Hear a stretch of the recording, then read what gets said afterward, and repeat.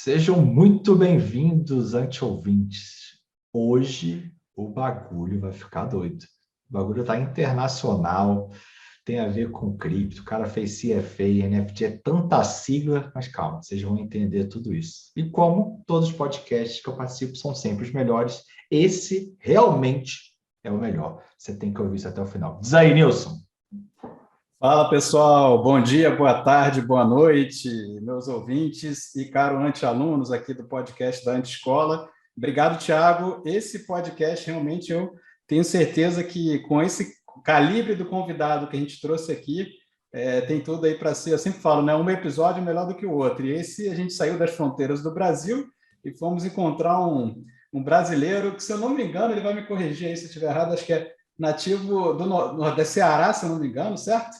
Mas Fortaleza. Esse cara é Fortaleza, mas esse cara é super internacional. Eu estou aqui com o ilustre Andrei Nozzi, da Nozzi Finance, né? Como o Thiago falou, o cara tem CFA e tudo mais. Conta aí para a gente, Andrei. Primeiramente, seja bem-vindo, mas conta aí para quem está nos ouvindo, quem que é o Andrei Nozzi? Maravilha. Obrigado pelo convite, Thiago, Nilson, prazer estar aqui com vocês. Meu nome é Andrei Nozzi, fundador da Nozzi Finance, uma empresa suíça que tem um foco de educação e consultoria financeira, ajudando brasileiros a investir bem, investir melhor, nessa empreitada que todos nós temos aí de buscar ter condições melhores para as nossas vidas, e os investimentos com a popularização deles nos ajudam a atingir melhores condições. E aí ter o conhecimento, o acesso e também as ferramentas é fundamental. Então a gente está nessa caminhada aí firme e forte. Legal. Boa. Pessoal, para quem não sabe, o CFA é o maior título para quem trabalha na área do mercado financeiro mundial. Tentei fazer esse negócio aí, não deu muito certo não. Fiz só uma das 3 provas, o cara passou nas 3, eu sei que é violentíssimo. Só para vocês terem ideia, cada prova é MBA, deve ser mais ou menos 300 horas aí de estudo, né? Então, o cara já trabalhou em banco. Cara, conta um pouquinho, como é que você trabalhou em banco, como é que surgiu a empresa, como é que você começou a empreender? Conta um pouquinho da tua história pra gente. Claro. Então, como o Nilson falou, sou natural de Fortaleza, hoje eu tenho 34 anos e vivi em Fortaleza até 17 para 18. E quando eu tinha 17 anos de idade, a minha família tirou a nacionalidade finlandesa. Tinha mudado a lei na Finlândia que possibilitava, a partir de então, ter dupla nacionalidade. Antes disso, não era possível. Minha avó é finlandesa, nascida na Finlândia e crescida no Brasil. Os pais imigrantes finlandeses no Brasil, missionários da Igreja Adventista. E minha avó ficou da década de 40 até 2007, aí, sei lá, 65 anos mais ou menos, sem nunca ter pisado no território finlandês.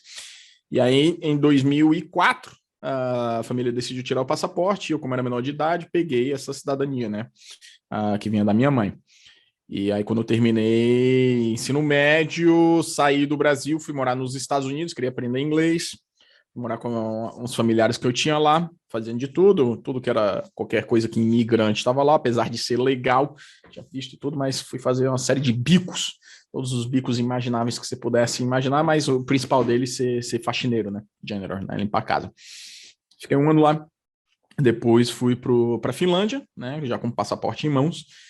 Não queria ficar no Brasil, eu tinha entrado na Universidade Brasileira, fiz 2 semestres na Federal do Ceará, não gostei de jeito nenhum, e eu falei, tenho que me embora. Então, fui para a Finlândia e lá fiz um serviço análogo ao serviço militar.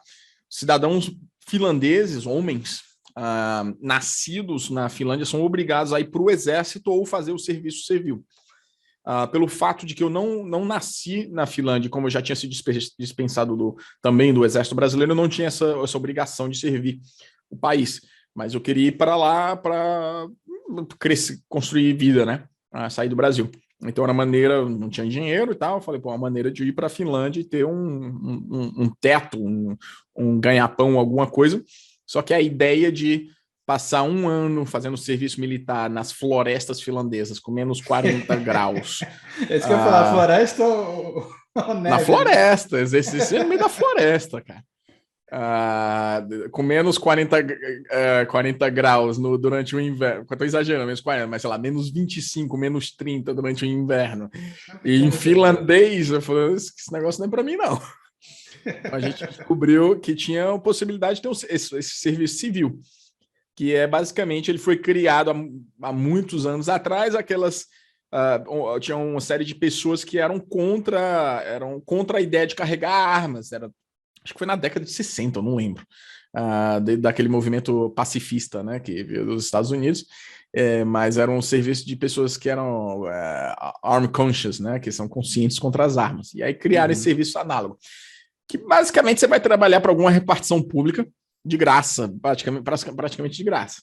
Então eu fui fazer isso, fiz o treinamento lá, e aí você tem que caçar onde você vai fazer esse trabalho de repartição pública, caso contrário você fica num vilarejo lá de 2.000 pessoas durante um ano, que é o centro de treinamento, onde você começa o treinamento, são 2 semanas lá, e depois cada um dos homens ou das mulheres vão buscar onde fazer esse serviço. E aí, se você não consegue um local para fazer o serviço, você fica lá ajudando na manutenção do local, cortando grama, limpando privada, coisas assim. E graças a Deus eu consegui para trabalhar na alfândega finlandesa em Helsinki, mas do departamento administrativo. Então era muito coisa bem burocrática. Naquela época a internet não era tão popular como é hoje, tipo, não tinha Facebook, era o Orkut. Como é que era? O Google estava engatinhando ainda, então tinha poucas informações, e o trabalho era basicamente receber uma série de documentos escritos, né, das empresas que estavam importando ou exportando, e tinha que datilografar aquilo ali nos sistemas. Era simplesmente assim, né? Mas aquilo me possibilitou que a alfândega me pagasse um aluguel. Eles pagavam um aluguel, davam um auxílio alimentação, sei lá, 10 euros por dia, vale transporte, e pagava 3 euros por dia para você fazer alguma outra coisa. Então, meu salário era, tipo, eu tinha o que de comer e onde viver, mas o salário era 3 euros por dia. E aí vivia assim durante... O que hoje é muito dinheiro para quem está no Brasil. Real não vale nada, né? Mas foi uma experiência do caramba. Pô, tô aqui com um apartamentozinho bacana e tal, em Helsinki, liberdade e tal. Aí fiquei um ano lá fazendo isso aí, e aí no final desse ano eu fui buscar estudar, queria ficar na Finlândia e tal, eu fui buscar estudar em algum lugar lá. As universidades são gratuitas, de extrema qualidade. Serviço educacional finlandês é um dos melhores do mundo, muito bom. E aí acabei entrando numa universidade muito boa lá, e fiz a graduação lá, né, na administração e finanças, né?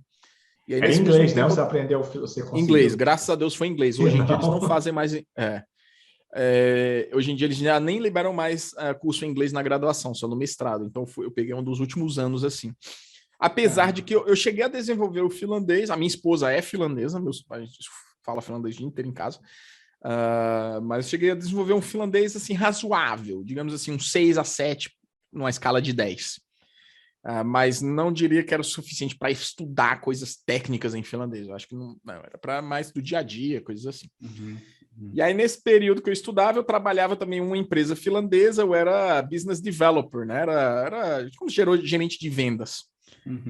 Para o Brasil, era uma empresa que desenvolvia softwares de simulação financeira. E aí eu vendia para universidades brasileiras. Então, me permitia viajar ao Brasil e tal, era legal isso. Aí fiquei fazendo assim uns 2, 3 anos. Aí, da Finlândia, tipo, o inverno, cara, lá é bem rigoroso. Mas o problema não é o frio, o problema é a escuridão. O frio é tranquilo, você se agasalha e tal, dentro dos locais é tudo quente e tal. Você se acostuma. Calefação, né? Calefação e tal.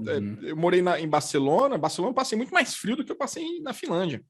É curioso isso, né? Porque a calefação não funciona direito. Mas a escuridão, meu amigo, é o que te pega. Que a escuridão, cara, para quem mora em Curitiba, Rio Grande do Sul, sabe um pouquinho mais ou menos disso, longe do grau do que acontece lá, mas consegue entender as mudanças climáticas de escuridão que tem. Então, por exemplo, nessa época do ano agora, em pleno inverno, em dia que está nublado, que é muito comum, fica escuro às 3 da tarde.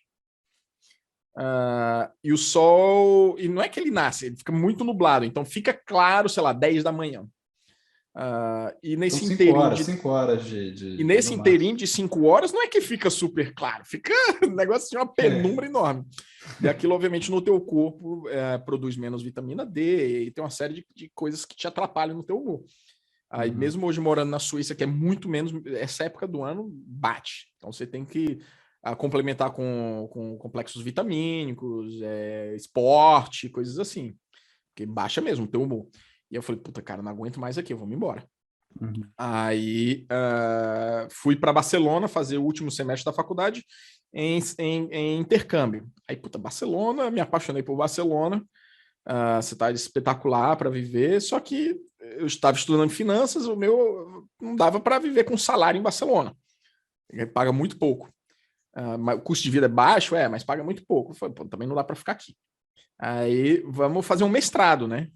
Porque aqui na Europa, o comum é você faz graduação e faz um mestrado. Todo mundo faz mestrado, né? Curioso, né? Como as coisas mudam, né? Eu nem imaginava a perspectiva que podia empreender, porque as pessoas empreendem muito pouco aqui também. Meu ciclo de amigos não tem nenhum empreendedor, nenhum. Todo mundo é CLT, executivo e tal, mas todo mundo trabalha para alguém. Ou seja, Thiago, não dá para abrir anti-escola lá. Se a gente levar um braço de escola lá, a gente não vai vender para ninguém, não tem empreendedor. E cara, a sorte que a escola é internacional, então dá para vir para cá. É porque você nem vislumbra a possibilidade. Mas por quê? Porque os salários são bons aqui. Relativamente falando. Pode ter uma questão cultural também, né? Que também. Né? Mercado muito mais saturado, né? Sim. Então, qualquer coisa que você for imaginar, altos impostos, mercado saturado, uma população classe média que já ganha bem. Então, os teus incentivos entre trabalhar para uma empresa e ser empreendedor e não dar certo ficam descalibrados. Eu imagino que a relação risco-retorno, você tem muito risco para um retorno parecido com muita luta, né? Então você com muita luta. É melhor você CLT, o risco é muito menor, né? Acho que essa deve ser o racional, né? As leis trabalhistas muito rígidas. E aqui o que vende é fique rico rápido, né? Se o cara aí já está bem, não vai comprar esses cursos, não. Exatamente. O mercado de infoprodutos aqui nem inexistente. Né? Não conheço absolutamente ninguém que comprou curso online daqui.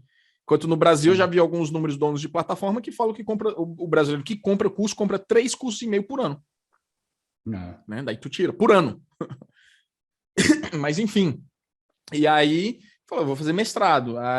Mestrado aí já era pago, né? As oportunidades. Eu não queria voltar para a Finlândia. E aí, a faculdade que eu fazia lá era posição 20, sei lá, na Europa, né? Já era uma posição relativamente boa. Eu falei, eu não vou fazer uma pior, eu vou fazer uma melhor. Só que as melhores era tipo 30 mil, 40 mil, eu não tinha grana. E aí eu encontrei essa lá de Roterdã, na Holanda, que era posição 6 e era 3 mil. Eu falei, 3 mil eu tenho. Tive até que pedir dinheiro emprestado, mas dá para fazer. 3 mil euros, né?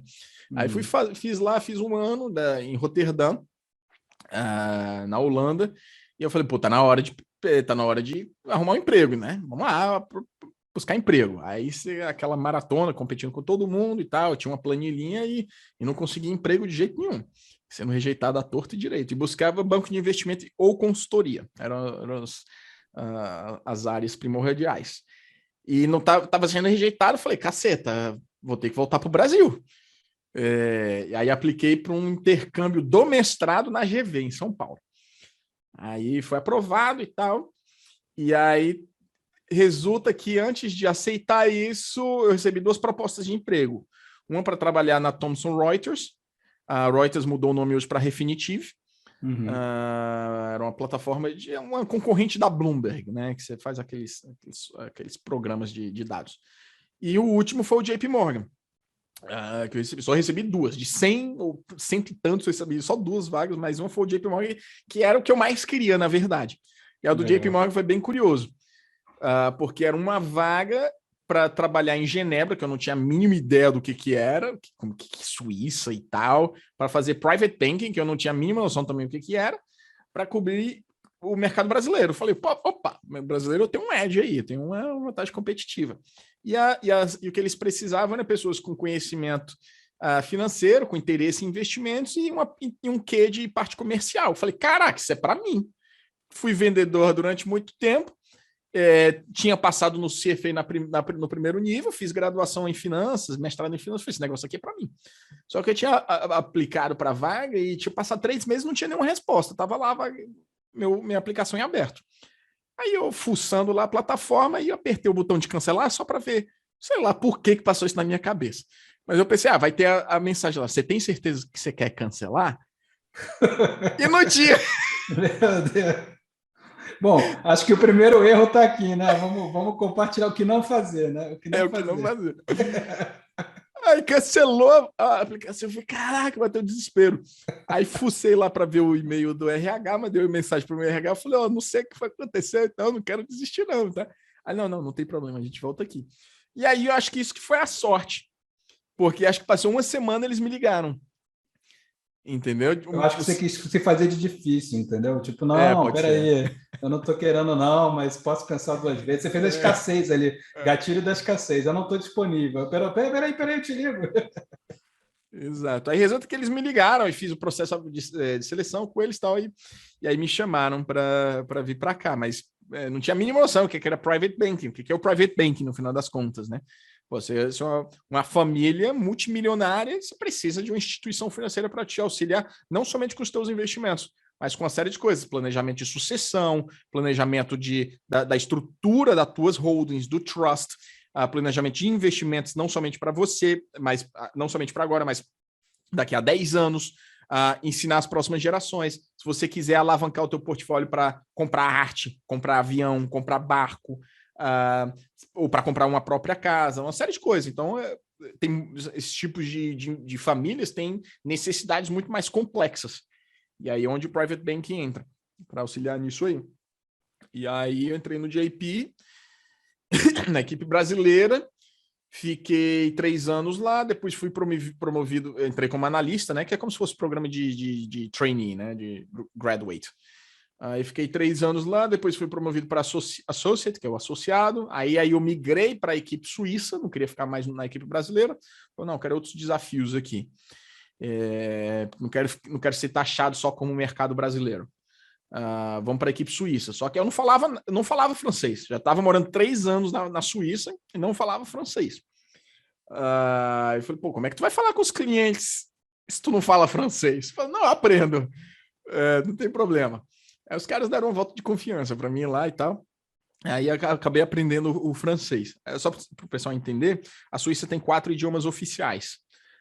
O alemão é o mais falado, que fala na zona germânica.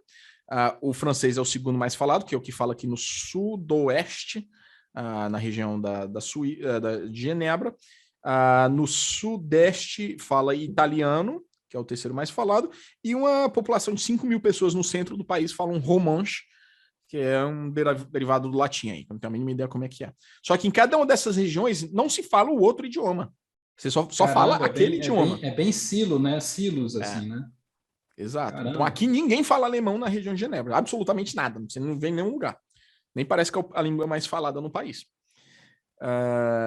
E tem muito expatriado. 40% da população em Genebra é expatriado. Qual a diferença entre expatriado e estrangeiro? Porque o expatriado ganha dinheiro. O estrangeiro é o imigrante pobre. Então aqui tem muito custo de vida muito caro, etc. e tal. Então, é muita gente estrangeiro que vem trabalhar na grandes bancos, empresas de commodities, relógios, Nações Unidas, etc. e tal. É em Genebra, André, que o pessoal sai da França, entra ali, passa a fronteira para trabalhar e depois volta? Eu não lembro se é Genebra. Não somente, é aqui também, mas se você for nas regiões mais ao norte, tem gente que mora na Alemanha e trabalha na Suíça. Perfeito. E faz essa conurbação. No lado da Itália e mora na Suíça. Então, uma arbitragem, faz uma arbitragem aí, né? Porque o custo para você viver nesses outros países é muito mais barato do que na Suíça. Perfeito. Certo? Mas tem outros downsides aí. Você está morando na União Europeia, a União Europeia vai te taxar até o talo. Aqui os impostos são muito mais baixos. Tem uma série de outras coisas que você vai ter que aceitar. E morar na União, para quem mora no Brasil, parece uma coisa assim super, super legal, porque o nível de vida é muito melhor na União Europeia, mas entre morar em Suíça, morar na União Europeia, é tipo você dá um downgrade quando você mora na União Europeia. Eles veem assim. Aqui o governo é muito mais tipo, vamos te taxar menos, mas vamos te dar muito menos do que você recebe em outros países. Uma série de coisas assim de não interferir na liberdade das pessoas, uma série de coisas assim mais liberais, digamos assim. E aí, beleza, aí eu migrei, depois de 3 anos na equipe brasileira, eu migrei para a equipe suíça E aí lá fiquei 5 anos, nesse interim fui promovido novamente, que é para vice-presidente, mas vice-presidente é um cargo de hierarquia na indústria financeira que não quer dizer o número 2, quer dizer um cargo de hierarquia. Eu não sei por que chama vice-presidente, para ser sincero, mas tem. E aí totalizei um pouco mais de 8 anos no JP e já estava com aquela sensação assim, de, cara, não é isso que eu quero fazer outra coisa. Por uma série de fatores, assim, na indústria, não é só indústria financeira, mundo corporativo. Quando você trabalha numa empresa muito grande, o nível de hierarquia, as castas, acaba gerando, consequentemente, muito jogo político. É muita politicagem. Muita politicagem. Eu sei que isso também, André, eu fiz muito tempo carreira em multinacional, né? Trabalhei muito tempo na IBM, e aí empresa grande é isso, sabe? Por isso que eu falei, né? Não é só banco, né? É qualquer corporação. Qualquer corporação dessa magnitude, você vai ter esses desafios, e aí vai muito do perfil, né? Se você acha que você se dá bem com isso, você quer crescer com isso, tá tudo bem, não tem problema, né? Isso. Mas é o mesmo bichinho que me picou lá, falou, cara, eu quero empreender, cara, eu quero ter. Mas essa rigidez mata o empreendedor, né, velho? Tipo assim, você tá lá, você quer fazer mais, o cara, menos, sem pressa, é para sexta, não precisa entregar hoje. Então, assim, a mentalidade é muito diferente, né, velho?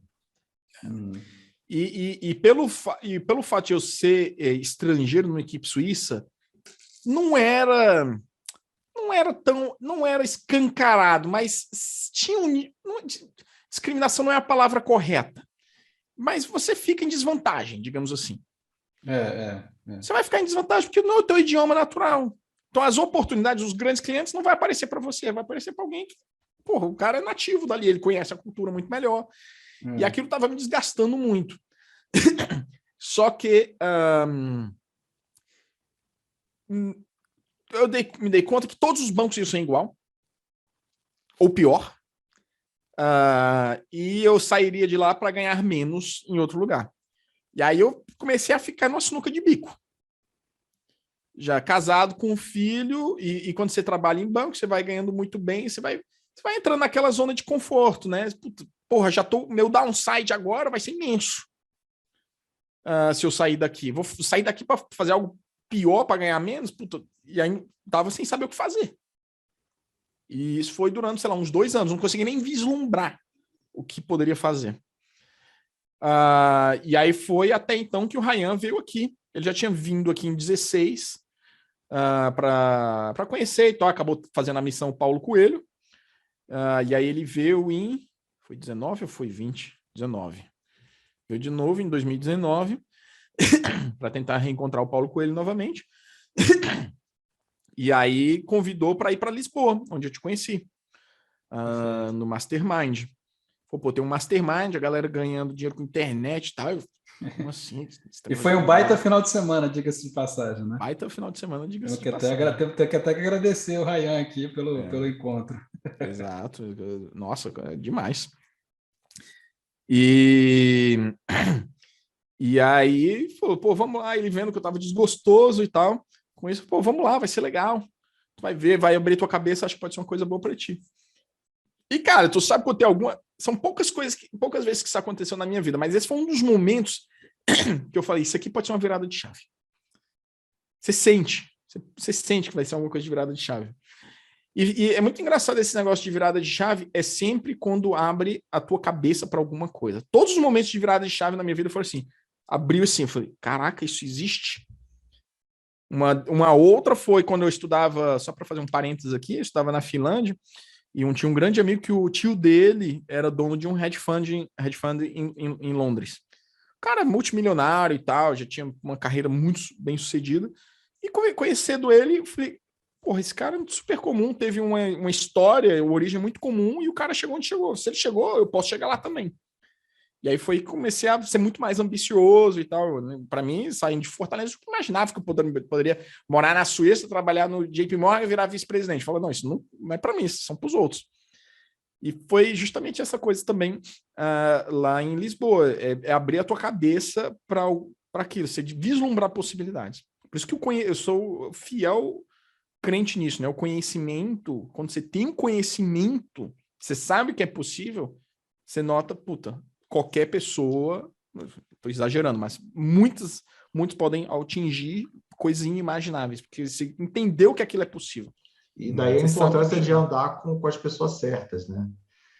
Porque esse final de semana que o Andrei está contando gerou várias conexões, né? Foi até o final de semana que eu conheci o Andrei, eu estava lá. Isso. Então, imagina, um final de semana onde juntam-se os empresários, né? Todo mundo se conecta, empreendedores de negócios digitais. Tanto é que a gente tem essa filosofia aqui na Antescola, né? De investir na educação.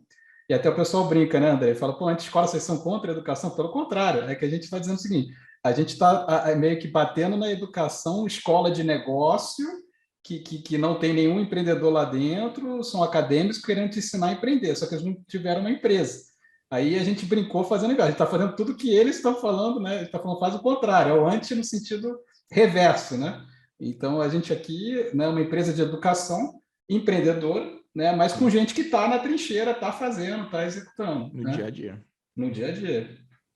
E nada melhor do que essas trocas de conhecimento, esse pulo de gato de quem está vivendo ali na hora e testou e sabe que funciona. Isso Ainda mais no digital, né, que é extremamente dinâmico. Rápido, né? O que funcionava há 2 anos atrás, talvez hoje já não é a mesma coisa. Muda muito rápido. E aí aquilo ali, falei, porra, eu tinha anotado algumas coisas lá, falei, eu vou sair daqui já executando. Que eu escutando muito lá, né? É melhor feito do que o perfeito, já saí executando. Inclusive, o melhor feito que o perfeito é o valor número 1 da minha empresa. Melhor feito que perfeito. Justamente por isso, a gente trabalha numa indústria muito dinâmica. Tem que executar rápido. E aí depois você vai ajustando.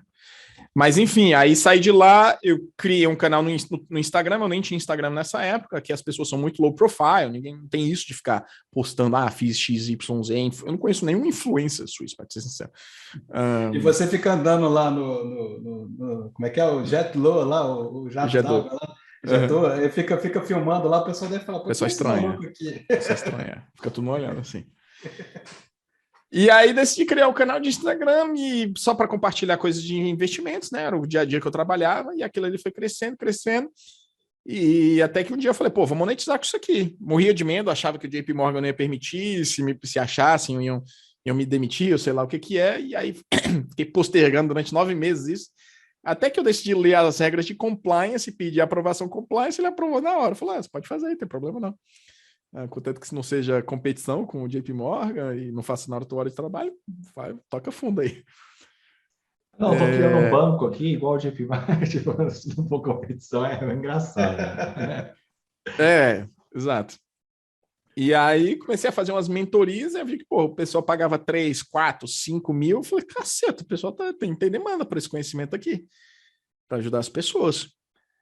E aí entrei na rota normal, né? Lançamentos e tal, no começo muito amador, muito embrionário e tal.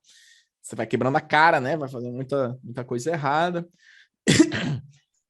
Conta aí um pouquinho do que você fez de errado aí nesse. Acho que isso é um ponto muito legal, porque as pessoas vão cometer esse erro, quem está começando, quem está ouvindo.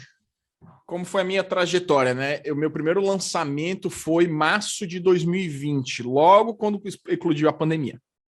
Eu ainda estava no JP. Eu tinha um coprodutor e que eu alavancava a equipe dele, certo? E aí, a gente fez lá... Não, desculpa, março de 2020 eu fiz sozinho. Eu peguei um guri lá do Sub-19 para montar uma página de vendas. Uhum. Mas eu acho que eu nem tinha Active Campaign, não tinha um negócio assim, semente total. Fiz uma live no Instagram e vendi, acho que vendi as R$45 mil, sem nem nada de tráfego, só público quente, demanda reprimida e tal. Legal, isso você fez com o teu público, uma live com o teu Instagram, tava com que tamanho o Instagram na época? Cara, acho que uns 6 mil. Caramba, e aí você já tirou nesse semente aí, fantástico. É um bom começo, já era um bom começo, Pegou um moleque lá do Sub-19 para ajudar, meteu uma live, sem investimento de tráfego, né? Não tinha nem Active Campaign, disparo de e-mail, cara, daí tu tira. Não sabia nada, a página toda feia, toda quebrada, cheia de erro ortográfico. Cara, você falou, feito é melhor que perfeito, vamos embora. Não, e gravando o curso, cara, porra, usando a câmerazinha aqui do laptop, eu acho que não tinha nem um Blue Yeti, era um microfone quebrado. Assim, estão vendo aí? Sim. Ele trocou agora, fiquei tão empolgado que trocou o microfone. Pronto, voltou. Mas o conteúdo era muito bom. Era o conteúdo do CFA, só que na prática. Tirando a parte teórica, só a parte prática. Focado em investimentos no exterior, né? Macroeconomia, gestão de portfólios, etc. E aí eu falei, pô, deu bom isso aqui, vamos escalar, mas eu preciso de alguém. Não dá para eu fazer sozinho isso aqui, eu preciso achar um coprodutor. E aí você acha, porque é isso que as pessoas diziam, né? Você precisa ter um coprodutor. Eu falei, pô, vamos lá. Aí eu conversei com várias pessoas e, tipo, uma dificuldade grande de achar alguém, né? Porque você tem que bater o santo, tem que ter uma série de coisas ali que você tá entrando numa parceria, né, porra? Parceira é que você vai casar com aquela pessoa, né? Não é casar não, mas vai namorar, digamos assim. Mas você estava procurando um sócio ou você estava procurando alguém para, não sei, era uma parceria? O que era? Era um coprodutor, alguém que soubesse de tráfego, alguém que soubesse das estruturas. E eu focasse, tipo, em crescer a minha audiência e ser o expert da coisa, né? O expert, exato. Mas assim, quero dizer o seguinte, o teu mindset na época, você estava à procura de um sócio ou de um colaborador ou um parceiro que pudesse depois dividir, né? O que você pensou? Não entendi a diferença. Qual a diferença entre o sócio e o coprodutor? Não, se você estava pensando em contratar alguém, terceirizar para fazer a coprodução ou se você estava procurando um sócio de fato. Não, era um sócio, era alguém para crescer comigo mesmo. Perfeito. Certo? E aí, pô, encontrei a pessoa, foi magnífico, pô, aprendi pra caramba com ele já estava muito mais avançado, ele já fazia os seus próprios lançamentos, entendia de tráfego e tal. E aí falou, pô, vamos lançar agora novamente em julho. E aí, isso a gente estava na pandemia, e no banco já totalmente insustentável, o meu tesão pelo trabalho, assim, lá no zero. É porque você enxergou, você abriu a cabeça para coisa e aí o bichinho te picou e você falou, pô... E assim, eu já vislumbrava, pô, vamos ter um produto de lançamento, vamos ter produto aqui de perpétuo, vamos criar comunidade, pô. Cara, mesmo se eu ganhar muito menos do que eu ganho hoje, eu fiz os cálculos lá, foi, pô, se eu ganhasse, sei lá, 20% do que eu ganho hoje, dá pra gente manter o nosso estilo de vida. Porque o imposto ia lá para baixo, que a gente paga aqui e tal, não vai sobrar nada, mas, porra, minha esposa trabalhava, né, pediu demissão agora. Mas, porra, aquilo me deu uma liberdade. E aí eu me desliguei. Mesmo convertendo o câmbio? Porque mesmo você convertendo o câmbio. Isso que eu ia te perguntar, porque a tua arbitragem ela é invertida, né, cara? Eu me fodo, né? O real que valoriza, eu me fodo. Exato. Só que essa é a beleza do marketing digital, né? Beleza do marketing digital, porra, tu escala lá para cima, ganha muito mais do que posso imaginar. O processo de venda para uma pessoa mesmo para 10 mil. Né?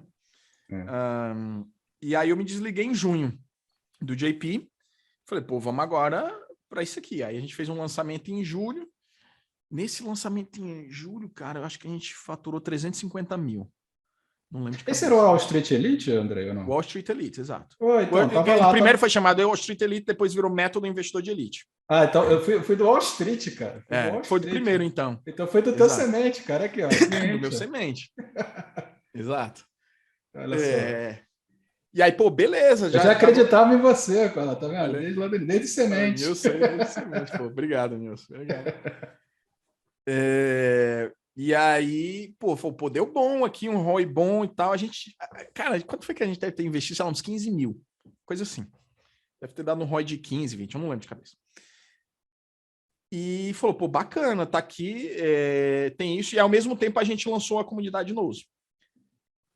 Mas totalmente orgânico e tal, sem qualquer plano, porque era a ideia seguinte, precisa ter uma recorrência. Não dá para ser só lançamento. Que o lançamento, puta, não tem qualquer garantia. Se tu ficar doente, tu não vai ter faturamento na tua empresa. Eu acho que esse teu insight aqui, até, Thiago, acho que você quer comentar também, né? Mas tem um insight importante, porque muito infoprodutor não tem essa sacada tão rápida que você teve de já buscar um perpétuo, de já buscar algo que seja recorrente, você já pensou numa criação de comunidade.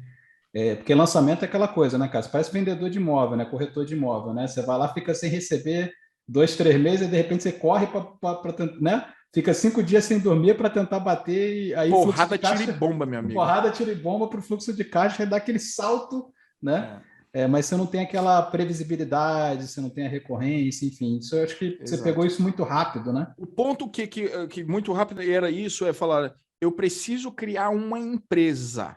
Não pode ser eu presa, tem que ser empresa. Tem que ter um business, né? Cara, quantas vezes a gente falou isso, né, Thiago? Quantas vezes a gente fala isso, cara? O pessoal, às vezes, muito desse jogo do marketing digital, né? Seja o pessoal, às vezes, ali ou de e-commerce, ou de infoproduto, né?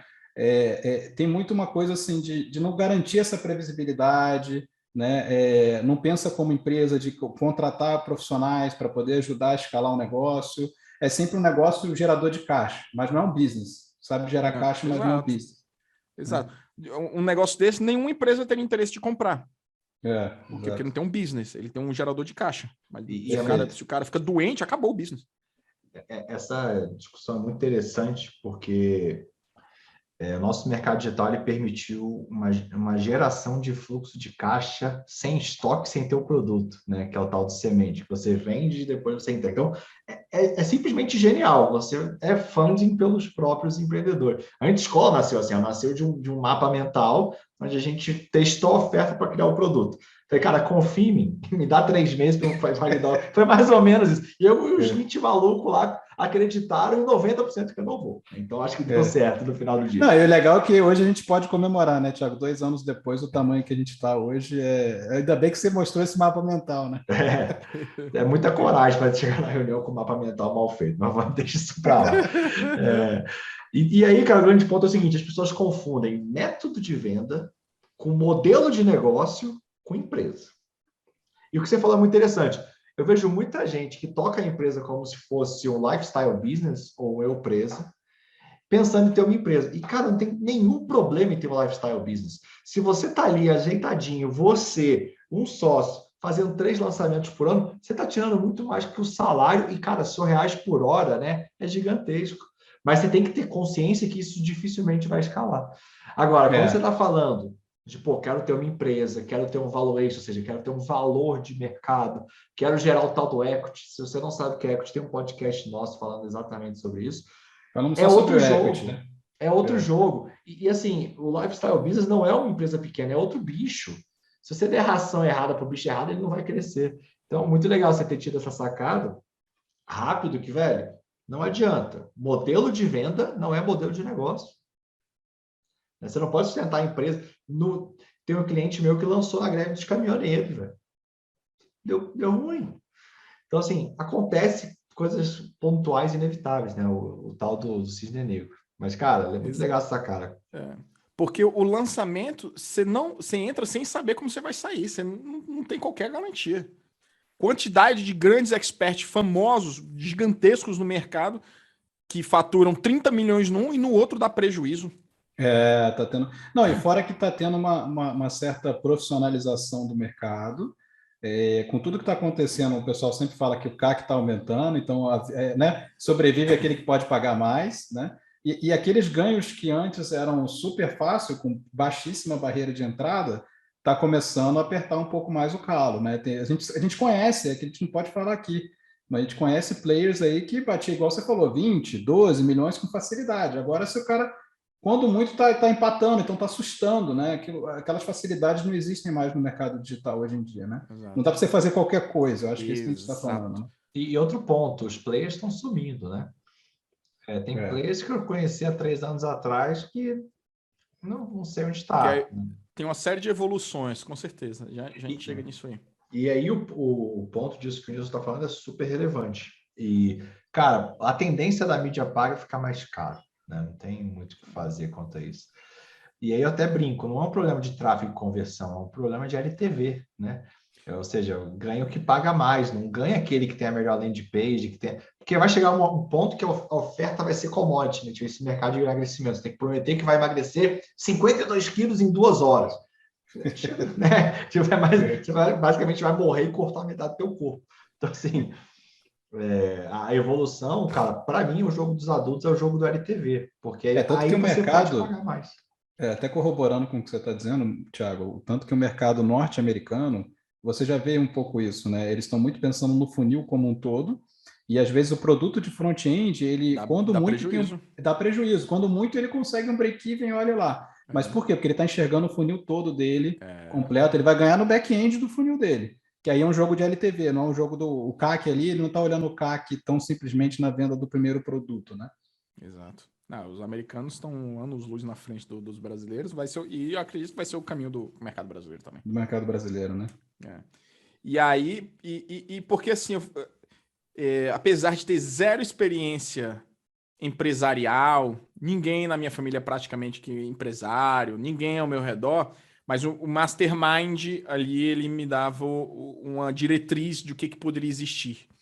Legal. E o pensamento não, eu quero criar uma empresa que de verdade, que a ideia é que nós vamos ser o go-to dos brasileiros que querem investir no exterior. Muito legal. Essa vai ser a nossa Esse foi o posicionamento, missão, né? O posicionamento de vocês foi investimento no exterior, desde o início. Exatamente. Né? Exatamente. E, tipo, um oceano azul aqui, basta as pessoas entenderem. Objeção muito grande, muito difícil, muito distante, mas com esse tipo de posicionamento é uma cópia de medo. E aí a gente já vai entrar daqui a pouco na evolução também da empresa. Cara, o Brasil é chover no molhado dizer os problemas que existem. Todo mundo sabe dos problemas que existem no Brasil. E você vai falando, cara, tá vindo um trem na tua direção. Tá vindo um trem na tua direção. Tu tem que se mover. Senão esse trem vai passar por cima de ti. E funcionava. E funcionou, e cresceu bem e tal. Mas a copy do medo, ela não é tão efetiva como a copy da ganância. As pessoas não se movem tanto quanto elas vislumbram que se tu se mover, tu vai achar, sei lá, o pote de ouro. Interessante isso. Se eu tivesse que... É legal essa tua paralisa. O medo paralisa. Interessante. Eu jurava, porque assim, já escutei muito assim, a copy da dor é mais forte que a copy do desejo. O que você está dizendo é que na tua experiência, a copy da ganância, né, que seria similar à do desejo, ela tá te dando mais resultado do que a copy do medo, da dor, né? Eu vejo que tem 2 pontos aí, porque medo é um pouquinho diferente da dor, né? Por exemplo, se você não se alimentar direito, daqui a 20 anos você não vai conseguir andar. Putz, é um medo, mas está muito longe, né? Como você falou, o trem está vindo, mas o trem está lá, só. O trem está longe. Exatamente. Agora, a dor, por exemplo, uma dor nas costas, o filho chorando, você deve estar presenciando isso, né? De madrugada, isso é as dores latentes. Só que acontece uma coisa muito interessante. Produtos de dor latente são commodity. Fome, você vai ver negócio para dormir, vai ter... Tudo que é dor latente tem mil pessoas ali, porque as pessoas vão comprar. Agora, eu vejo que o mercado de infoproduto, né, de expertise, eu gosto de posicionar ele como um mercado de luxo, né, com a margem alta. E aí, quando você vai para a ganância, eu vejo que a probabilidade de recompensa desse cliente ficar com você é muito maior. Porque o que levou o cara a comprar... Transformação da vida dele. Exatamente. E o que levou ele a comprar é um sentimento positivo. Eu já li sobre isso, que falou o sentimento negativo te faz com que você meio que tenha um certo receio com a pessoa, com o método. Agora, o positivo não. Ele é mais difícil de entrar, mas esse cara tende a ficar, né? Ele fica na comunidade. Então é isso. Talvez assim, para fazer a venda no curto prazo, ela pode ser um pouco mais... Não vou falar aquela desafiadora, mas um pouco mais demorada, mas você tem um ganho de sustentar esse cliente no longo prazo, porque você não fez uma promessa muito, né, batendo tanto na dor, assim, batendo tanto em sofrimento, né? É isso? Seria isso? O que eu notei é o seguinte, se você conseguir trazer uma transformação imediata para a vida do cara. Imediata, tá. Acho que imediato é uma palavra importante nessa semântica. Que o Thiago falou, o trem tá vindo, mas tá longe para Dedéu. Eu vou fazer, tô me preparando aqui para quando ele chegar, etc e tal. Não gera tanta urgência, né? Não tem tanta urgência. A outra é, tu faça isso aqui, tu vai ver a transformação lá na hora. Aí o cara ele já vê. Porra, quanto tempo vai demorar para pegar meu dinheiro de volta? Ele já consegue fazer esse cálculo mental. Legal. Aí ele vale, esse investimento vale ou não vale. E aí, isso ficou muito claro também a nomenclatura do teu produto é fundamental. Outro insight aí. certo? O cliente do infoproduto, ele tem que ver a transformação dele no nome do teu produto. Perfeito. E que ela tem que ser tangível e não pode ser irreal, milionário com não sei o quê. Puta, beleza, você vai pegar, mas vai ser um público muito ruim que você vai pegar. Mas tem um monte, né? Tem um monte desses produtos. Mas é um público muito mais que não é educado. Certo, perfeito. Perfeito. Que não é por isso, conhecer a audiência que você trabalha é muito relevante para você fazer esse posicionamento ser adequado, né? Exato. Tá tudo ok. Se você quer vender para essa galera, não tem problema. Tem público para todo mundo. E aí vem um ponto super legal, cara. Acho que os insights estão muito bons. Devia até cobrar por esse podcast. Mas o ponto do insight aí que eu acho cara, entenda seu cliente para fazer o posicionamento certo. Parece que você aprendeu essa lição, com certeza. E fez isso muito bem. Com certeza. Né? Entender a audiência, né? Que a audiência que eu tenho, como é que é. O pessoal fala tanto do persona, mas eu acho que é além do persona, você entender, né, esse contexto inteiro aí, não só demográfico, como, né, quais são as classes que eu trabalho, como é que esse cara pensa, para justamente você não fazer aí um posicionamento. Pesquisa, CRM, CRM muito bom, uma pesquisa com teus leads, direto, tá fazendo lançamento, faz pesquisa com eles, ver como que tipo de lead é que tá vendo isso aí, qual o tipo de anúncio que está funcionando melhor com cada lead, aí tem que ter uma boa gestão de tráfego. Mas enfim, só voltando aqui o fio da meada, né? O insight do nome que você deu, você falou que o nome do produto... Pois é, então meu primeiro produto era Método Investidor de Elite, que não é um nome muito bom, mas mesmo... São os caras como eu para comprar. Você não vê a transformação, pô, vou virar um investidor de elite, mas o que é um investidor de elite? Aí você tem que explicar, investimento no exterior, etc e tal, papapá. Vende muito bem quando a gente lança isso aí, não tem dúvidas. Mas o outro produto que daqui a pouco a gente vai entrar, a gente já vê logo de cara a transformação da pessoa. E aí a gente fez julho, a gente fez outubro, outro lançamento. Aí acho que ficou parecido também o outro retorno, sei lá, acho que um foi 250, outro foi 350, não lembro de cabeça, foi um negócio assim, mas deu muito bom. Aí chegou começo de 21. Falou, então, agora o que a gente vai precisar fazer? Escalar nossa comunidade Nous. O que é a comunidade Nous? É uma comunidade, então você tem pessoas se ajudando e eu sou o mestre daquela comunidade e dou aulas semanais. Parecido com o que vocês fazem. Convido outras pessoas, etc. E tal. Mas não é um foco de empresários que você tem. É uma comunidade que, e nisso você conhece muito bem, uma comunidade de pessoas interessadas a aprender diversas coisas de investimento. Tudo que for importante de investimento vai estar lá. Então, o que define a comunidade Nous? É uma escola de investimentos. Tá? Tudo que for importante para você aprender, mas só conteúdos práticos, não tem teoria. Aí que é a diferença dos cursos. Se você não souber como funciona uma ação, dividendo, como comprar cripto, como é que funciona NFT, o conteúdo lá não vai te ajudar tanto. Lá é o quê? Pessoal, tem essa oportunidade agora aqui. Quais são os riscos agora aqui? É dia a dia. O que está acontecendo hoje no mercado? O que está mudando? Tendências, né? Então é isso que o Andrei E aí eles se complementam. O funil ele se complementa aí. E aí, como ele é dia a dia, ele faz sentido ser uma recorrência. E aí a gente começou com o modelo mensal. E aí isso aqui já é uma boa tacada para quem quer recorrência. Modelo mensal, você pode pensar, ele é fácil de você quebrar a objeção, porque é fácil da pessoa vislumbrar. Estou ali, vou pagar, sei lá, 40, 50, 70. No começo a gente cobrava 97 por mês. Só que o churn vai ser altíssimo. É inadimplência, o cara troca cartão. Mas nem é o seguinte, eu não estou com tempo de acompanhar. Era o maior dos feedbacks. Não tenho tempo. Adoro muito, mas não tenho tempo. As pessoas são ocupadas, cara. Tem suas outras vidas. E aí você vai remando só para cobrir aquela galera que está saindo. E aí eu falei, cara, quer saber? Vamos trocar para o anual.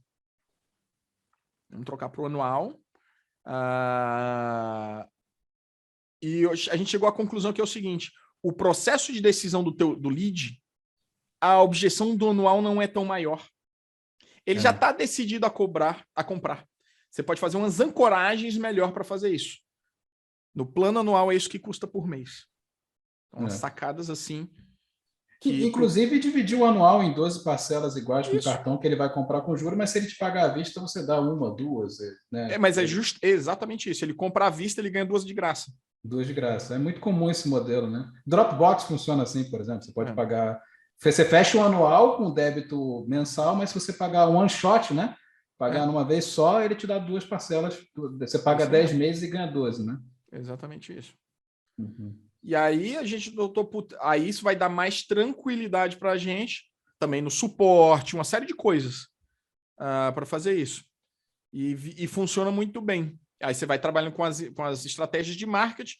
O Ladeirinha, Leandro Ladeira, um dos caras melhores no país que faz isso, que, pô, recomendo o conteúdo dele. Como é que você faz picos de venda mesmo vendendo todo dia. Aí tem uma série de campanhas que você vai fazendo aí. Então, esse ano de 2021, a gente acabou escalando muito isso, fazendo essas estratégias. E aí, em janeiro, a gente falou, pô, tá na hora de lançar um produto de topo de funil. Porque a comunidade é meio de funil, o método investidor de elite é fundo, consultoria é mais fundo ainda, eu tenho um produto de consultoria, mas que eu não vendo muito, porque é um negócio, porra, vender tua hora é um negócio que suga muito, mas é bom para ancoragem. E vou meter um topo para a galera que está começando. Ticket barato e tal.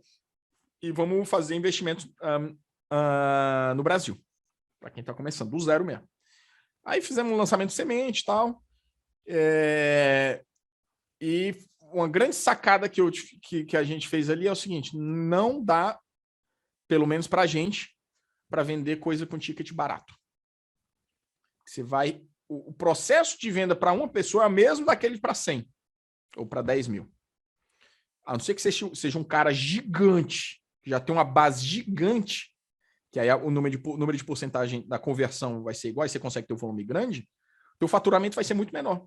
Então, a gente faturou nesse mês aí, com o lançamento semente desse produto, lá menos de 100 mil, uma coisa assim. Deu retorno, deu bacana e tal, mas não justificava a nossa energia, e a gente falou, não, vamos transformar isso num perpétuo. Aí imagina a cabeça do André, isso aqui real, né? Converter para franco suíço. Aí já fala, pô, cara, isso não dá para nada. Não dá para nada. Mas aí faz parte do funil, né? Então, vamos transformar isso aqui num perpétuo. E aí ele meio que tudo se completava. Né? O cara que está começando nos investimentos ajuda muito no Brasil, o cara que quer saber o que está acontecendo nesse momento, e o cara que quer aprender no exterior, funilzinho completo. Aí resulta que no começo do ano passado, na época do Clubhouse, teve aquele imbróglio lá da GameStop, que não sei se vocês lembram. Lembro. Os meme stocks, né? O Wall Street Bets lá falou Exato. Né? E pampando muito o GameStop, a AMC, e aí do nada o sistema de Wall Street, ou das corretoras, se uniram e falaram, não, vamos acabar com essa brincadeira aqui. Vamos proibir as pessoas de comprarem ação. Quem é cliente da Robinhood não pode comprar ação. Olha que sacanagem, velho. O que era Mercado Livre deixou de ser livre, né? Deixou de ser livre.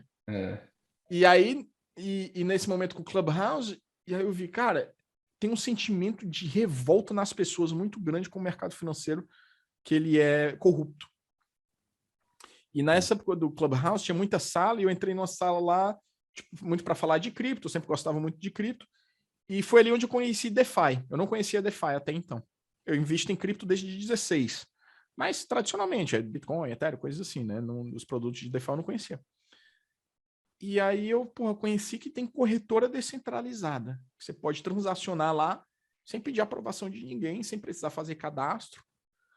E falei, cara, isso aqui tem potencial. Porque esse sentimento de revolta das pessoas, ele tá gigante, não vai parar. Eles vão buscar alternativas. Vão buscar alternativas para mexer com o seu dinheiro sem que os outros possam dizer o que pode fazer ou não. E ali eu comecei a falar mais de cripto. Foi praticamente não vou dizer que você pivotou, mas eu percebi uma mudança muito grande no teu conteúdo, né? Esse Isso. Direcionamento, né, para as tendências novas de criptomoeda e tudo mais, né? Isso. E a gente ainda fez um outro lançamento em março ou foi abril, ainda do Investidor de Elite. Então a gente acabou fazendo 3 lançamentos do Investidor de Elite, se não me falha a memória. Acho que foi isso. E André, até para quem está escutando a gente, você foi cada vez escalando mais a empresa, né? Como é que foi o número de pessoas, colaboradores? Assim, isso, é isso que eu vou chegar agora. Legal. É isso que eu vou chegar agora.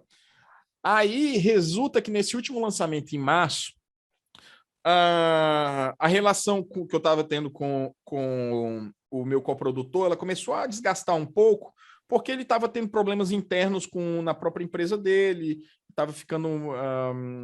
algumas coisas estavam acontecendo na própria empresa dele, e ele estava escalando o próprio business dele, e eu comecei a sentir, tipo, os nossos interesses não estavam 100% alinhados. Que é natural, se é um coprodutor e você tem a sua própria empresa, você vai dividir a sua atenção. Natural. Você não era exclusivo dele, né? E não era exclusivo dele. Certo. Ele tinha outros clientes mais do negócio físico, nem tanto de lançamento. E aí, aquilo ali bateu um desespero. Porque eu falei, cara, eu estou 100% refém dele. A minha empresa está refém dele. E não pode. Aí bateu, acho que eu conversei nessa época com o Thiago, eu falei, cara, eu tenho que contratar gente. E aí, nessa época, eu tinha só uma pessoa exclusiva comigo, que era como se fosse começou como estagiário, analista e tal, e era comigo, que acaba me ajudando fazendo tudo. E tudo quem usava era da equipe do meu parceiro, era ele o tráfego, a pessoa da copy, o editor de vídeo, o gestor de projetos, o designer, era tudo da equipe dele. E eu falei, isso tá errado, não dá. Se eu quero ter a empresa minha, a responsabilidade é minha, certo? Eu não posso delegar para ele. A culpa é minha de fazer isso, não é dele. E aí a gente desfez a parceria, tranquilo, sem problema, entendeu? Faz parte. Isso e negócios vêm, vão, não tem problema algum quanto a isso. E aí contratei, nessa época, uma menina para fazer copy, contratei um gestor de projetos, eu já estava com esse outro rapaz que me ajudava no atendimento e me ajudava também na parte de geração de conteúdos e algumas coisas. E aí contratei um designer, um editor de vídeos e um novo gestor de tráfego. Tudo fixo na empresa? Ou você gestor de tráfego freela, editor freela, designer freela, gestor de projeto fixo, copy fixo e o faz tudo, o menino que me ajudava aqui também fixo. Legal, então aí eu fiquei com fixo, aí fiquei 4. 3 mais eu, né? 4. E aí, vamos fazer o primeiro lançamento. Quanto a isso, aí vamos fazer agora de cripto. Isso era já metade do ano passado. Vamos fazer um semente, focado em DeFi e tal, semente, vai ser uma mentoria, então a atratividade ali que vai ser, a pessoa vai ter acesso comigo, diretamente comigo, coisa que eu nunca faço, etc e tal. Aí deu bom. Isso aí, acho que a gente deve ter dado um ROI aí de uns 15, alguma coisa assim. Só que o menino que estava gestor de projeto comigo, ele era meio que part-time. Ele tinha um outro trabalho e me ajudava também. Eu falei, para minhas operações o cara pode fazer part-time. E a menina que fazia copy também era part-time.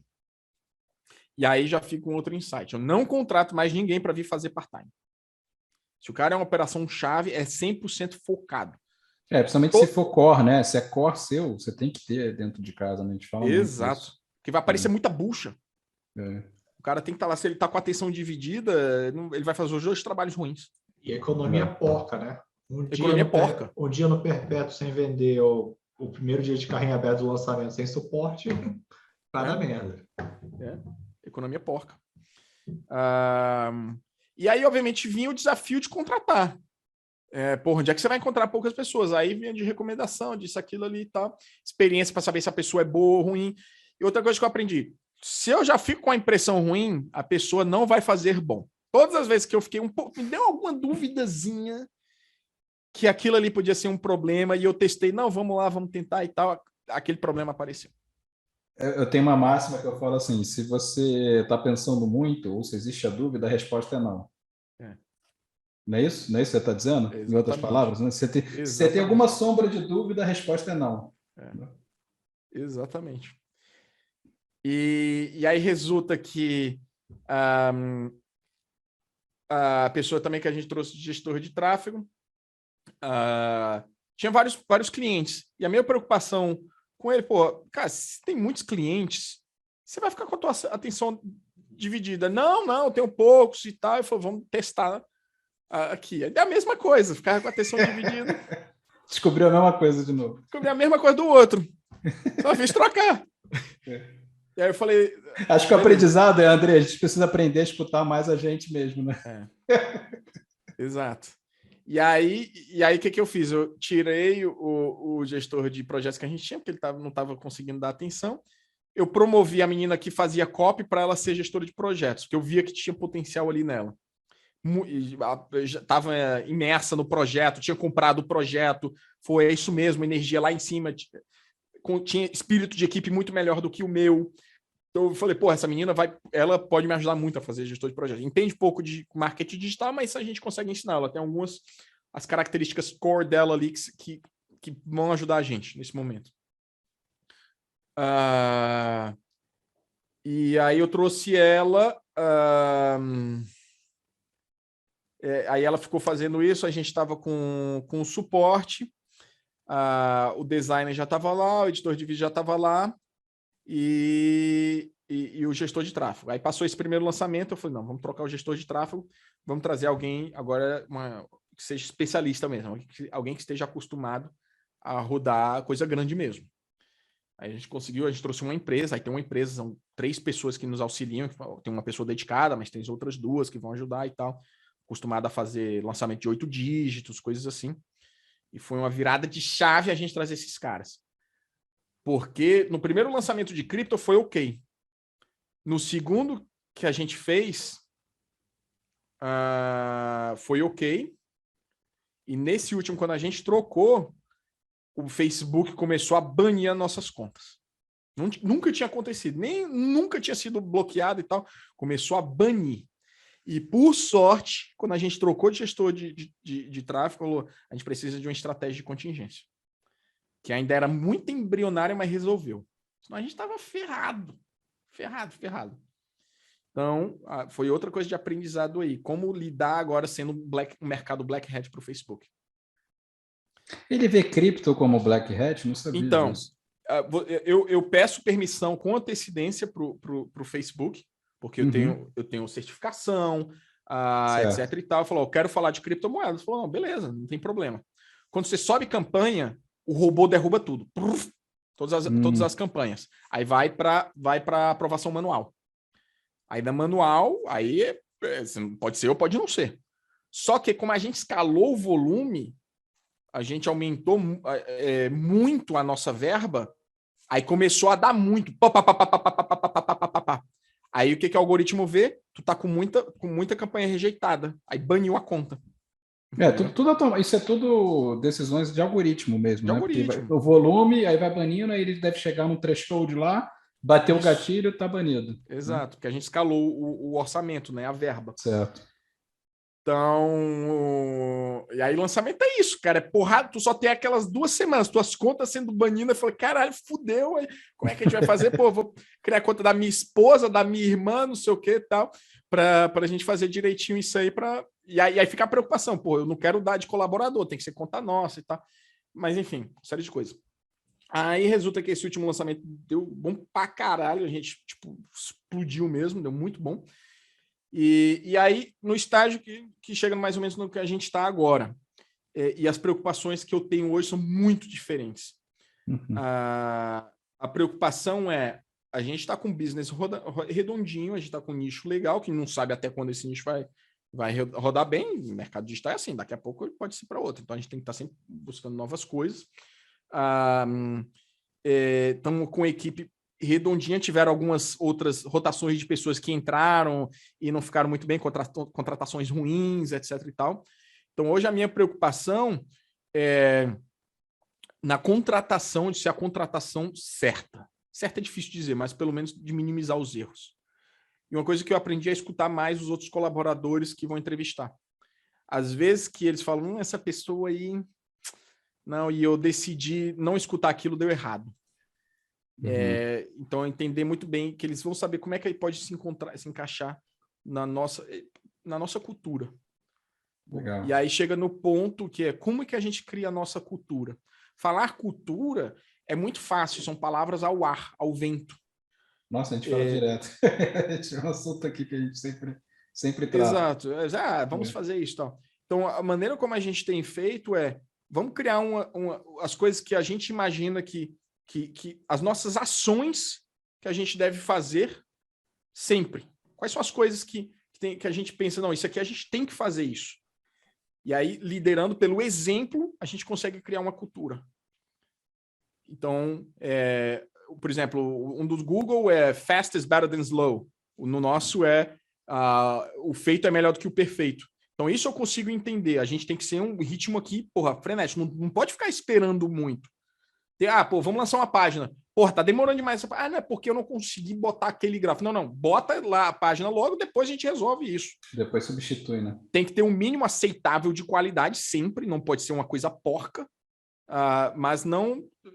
A gente vai muitas vezes abdicar da perfeição, mas do aceitável. Que o importante, muitas vezes, aquela perfeição no finalzinho não vai trazer o que é importante, que é o nosso oxigênio, que são os clientes. Então, os nossos clientes são um oxigênio. Então, a gente tem que focar na experiência do nosso cliente, que é para ele estar satisfeito, para aumentar o LTV dele com a gente, o seu NPS para trazer mais novas recomendações. Então, mais os nossos clientes são o nosso oxigênio. Se não tem cliente, a gente morre. E assim, uma série de coisas. Então, a minha preocupação hoje é como passar essa mensagem para os colaboradores, para que eles, como nós somos uma empresa remota, criada no meio da pandemia, todo mundo é remoto.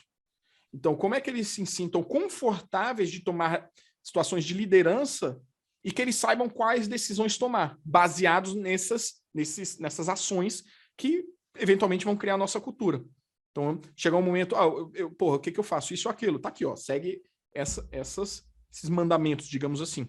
O código de honra, a gente fala, cria o teu código de honra, e aí o que a gente tem que trabalhar como, né, todo mundo se monitorar e cobrar um dos outros positivamente, que isso aqui seja o famoso código de honra, né? Exato. Então, a minha... Fala aí. Vou falar. A minha dificuldade nesse momento é a dificuldade de muita gente que chega nessa escala, que é pessoas. Né? Então, trazer as certas pessoas. Então, agora, por exemplo, o que eu sinto, a gente conseguiu escalar muito bem, eu sem ter um parceiro, digamos assim. Eu estou no momento que eu preciso ter alguém agora que pense em estratégia junto comigo. Que não seja só comigo, que pense, consiga vislumbrar e transladar isso em ações. Quase como se fosse um COO. Não é só alguém para executar, é alguém que consiga ver aquilo ali, o próximo, e criar os projetos, as nossas diretrizes internas para aplicar aquilo ali. E me retirar dessa parte de operação, e eu foco somente em estratégia e criação de conteúdo. Que seja isso. E essa é uma das metas que a gente tem para esse ano. Então, obviamente, trazer as pessoas certas é o desafio. Você nunca vai saber, só vai saber se ela é certa depois que ela chegar e performar depois de um tempo. Como mantê-los satisfeitos. Então, um plano de desenvolvimento. Alguns tipos de atratividades que não sejam monetárias. Então, iFood, YouTube Premium, Netflix, auxílio para academia. Coisas que você consiga trazer o nível de bem-estar da pessoa. Ela fala, eu gosto de trabalhar nessa empresa. O cara se preocupa comigo. Muito mais do que só a recompensa monetária. A recompensa monetária, o cara vai embora rapidinho, se ele ganhar mais dinheiro em algum outro lugar. Então, esse aí é um dos maiores mitos, né? Que as pessoas, bem mais importante é o salário. E não é, né? Na verdade, pode até ser, talvez num ambiente de banco de investimento, em alguns lugares são tipicamente movidos a bônus altíssimos, né? Ambev. Mas geralmente, cara, o pessoal busca uma qualidade de vida, né? Se ele quisesse risco, ele ia empreender. Então, eu vejo que isso que você está falando é extremamente importante. E, cara, uma das coisas que eu mais achei interessante na sua jornada é que parece que você pegou um by the book que a gente usa aqui e seguiu ele ao pé da letra, assim, né? O que eu achei super interessante? Primeiro, cara, você começou a produzir conteúdo, conheceu a audiência, depois lançou. Aposto que não tinha uma marca bonita, que você foi lá, cara, testou, criou uma oferta, validou. Deu certo, você foi lá, escalou, começou a patinar, mudou de nicho, criou um novo produto, ou seja, primeiro você validou uma oferta, depois você criou uma máquina de vendas para aquele produto. Depois que você validou a máquina, você começou a validar o teu LTV, começou a criar produtos diferentes para atingir e manter esse cara ali. Putz, muito legal. Depois que você teve essa estrutura, você pivotou de posicionamento por um entendimento de mercado, que era um mercado crescente, que tinha Oportunidade, né? oportunidade. E aí, cara, depois que você validou a máquina de vendas, depois que você validou o modelo de negócios, aí você começa a validar a estrutura empresarial, aí você começa a validar a cultura. Então, é muito legal que você fez tudo na hora certa, né? E o que eu vejo é o seguinte, eu tenho certeza que muita gente falou que você estava indo devagar demais, quando na verdade você estava dando passos firmes na direção correta. O que eu mais vejo é empreendedor achar que pressa é velocidade. Ele acha que tem que se movimentar. Às vezes não. Às vezes tem que pensar, parar. E, cara, o mais legal da sua trajetória para mim é que você sempre teve uma direção sólida. E eu costumo ver, sabe aonde? Pessoas que trabalharam em empresas. Geralmente, a pessoa que tem um background CLT, ele tende a dar passos mais sólidos. Ele tem uma dificuldade que é colocar em prática. Eu particularmente, tive essa dificuldade. Ele tem a dificuldade de executar, de fazer aquilo, é um negócio meio louco, não tem ninguém mandando nele, ninguém está cobrando a tarefa, mas ele também tem a qualidade de ter ele é muito bom de direção. Processualizado, Thiago, começa a processualizar mais. Você vê que, por exemplo, o Andrei instintivamente foi descobrindo essas coisas, mas você vê que é um caminho processual, ele vai entendendo, ele vai vendo e tal. Sabe que é o que às vezes o empreendedor se perde um pouco nisso. Né? Uma grande sacada, e uma das coisas, um dos maiores ensinamentos na minha ética de trabalho, né, work ethics, que trabalhar em banco me deu, é ter atenção ao detalhe. Tá? E principalmente trabalhando em banco muito tempo, você desenvolve uma atenção a detalhe depois de inúmeras apresentações que você cria. Que é o quê? Eu estou criando um processo aqui, quais são as pontas soltas? Uhum. Esse fluxo ele vai fazer aqui, ele está alinhado, ele está bonitinho e tal, onde que vai trazer mais resultado? É ter essa visão mais analítica da coisa. Entendeu? E isso me ajuda muito nisso. Principalmente, em lançamento é muita coisa para pensar. Muita coisa. Onde é que vai isso aqui? Aquele hiperlink ele tá direitinho, formatação tá bonitinha aqui. Quando o cara abandona a página, como é que tá a nossa automação? A automação ela tá bonitinha, tá disparando mesmo o formulário lá da Active Campaign. Todas essas coisas assim, que é fundamental e que obviamente seria o trabalho se eu tivesse alguém de um gestor de lançamento para fazer isso aí. E, por ironia do destino, o caminho não tem para fazer isso. Mas hoje você está com essa, eu não sei se eu entendi certo, mas é uma espécie de uma agência, você tem um grupo agora que está plugado contigo, te ajudando nisso, né? Isso na sim. parte mais operacional, né?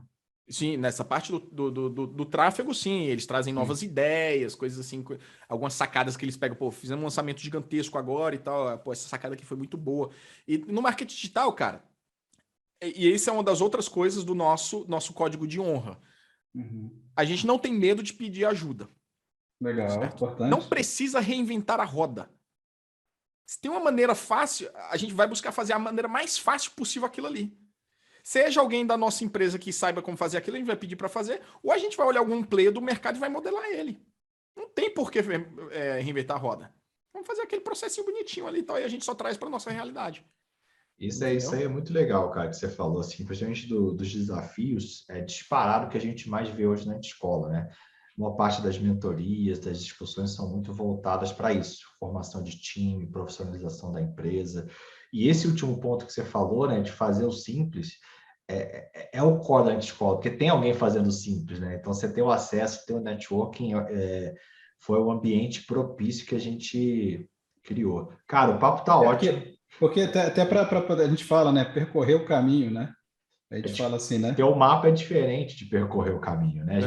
Então, encontrar alguém que já passou por isso, já atingiu o faturamento que você quer chegar, ou já fez, né? Você quer dar o próximo passo, achar alguém que já está jogando nesse próximo passo acaba te encurtando o caminho, né? Com certeza. E só para terminar aqui, aí de imagens, de metas, né?